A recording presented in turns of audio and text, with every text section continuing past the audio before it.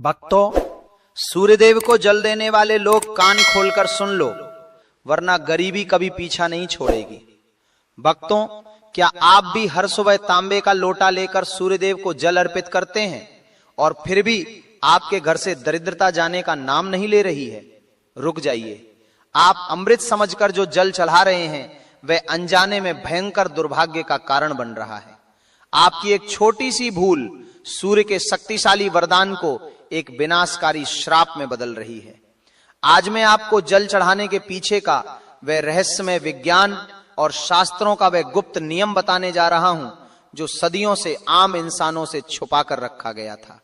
आज हम उन भयंकर गलतियों पर बात करेंगे जो अक्सर लोग सूर्यदेव को जल देते समय करते हैं।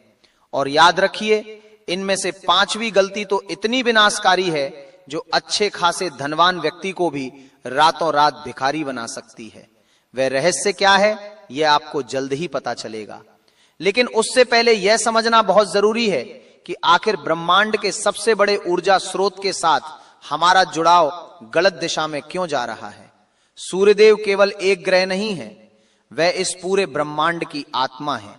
जब आप उन्हें जल अर्पित करते हैं तो आप केवल पानी नहीं गिरा रहे होते, बल्कि आप अपनी आत्मा का सीधा संपर्क उस महाशक्ति से कर रहे होते हैं।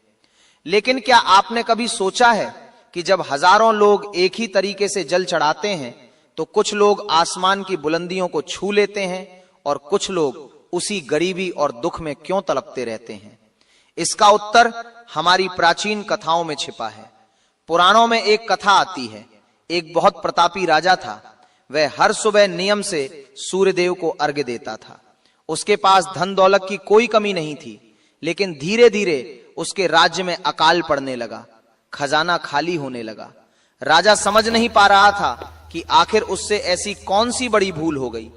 जब वह एक महान ऋषि के पास गया तो ऋषि ने मुस्कुराकर कहा, हे राजन, तुम्हारा जल सूर्य तक पहुंच ही नहीं रहा है।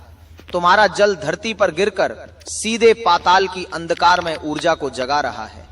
राजा यह सुनकर हैरान रह गया। और यही वो पहली गलती है जो आज के समय में हर दूसरा व्यक्ति कर रहा है। जल चढ़ाते समय दिशा और दृष्टि का गलत होना सबसे पहला कारण है। बहुत से लोग बस एक औपचारिकता पूरी करने के लिए सुबह उठते हैं, नहाते हैं और किसी भी दिशा में मुंह करके जल चढ़ाने लगते हैं। नहीं, यह कोई साधारण क्रिया नहीं है।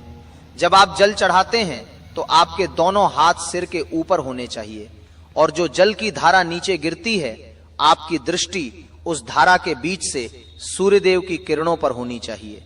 विज्ञान भी यह मानता है कि जब सूर्य की किरणें पानी की उस धारा से टकराकर आपकी आंखों में प्रवेश करती हैं तो वह 7 रंगों में बढ़ जाती हैं। यह 7 रंग आपके शरीर के 7 चक्रों को जागृत करते हैं, आपके मस्तिष्क की मृत कोशिकाओं को दोबारा जीवित करते हैं। अगर आप जल चढ़ाते समय इधर उधर देख रहे हैं या जल की धारा से सूर्य को नहीं देख रहे हैं तो आप उस दिव्य ऊर्जा को ग्रहण ही नहीं कर रहे हैं। आप बस जमीन पर पानी गिरा रहे हैं जिसका कोई आध्यात्मिक फल आपको नहीं मिलेगा। लेकिन यह तो बस शुरुआत है।